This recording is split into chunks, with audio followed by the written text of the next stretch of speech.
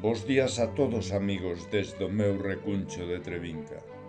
Sempre é un pracer poñer voz ás tantos mestres da palabra como os que forman parte do grupo Nós, a xente do redor, cos que me honro compartir espazo con humildade e admiración.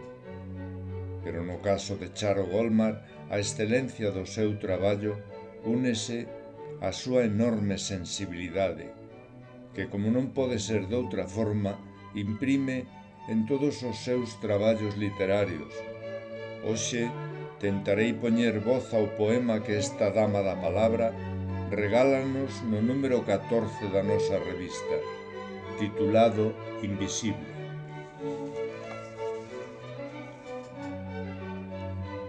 Invisible arrastra os pés encalecidos, con pasos miúdos e fráxiles, percorre a beirarrúa inzada de obstáculos.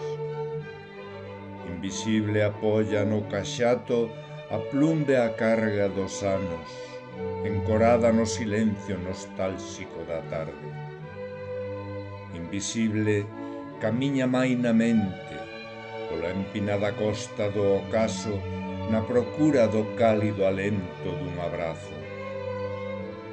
Invisible, con trémulas mans, enfía o trilo alegre dos paxaros para alumar a noitebra de seu cuarto.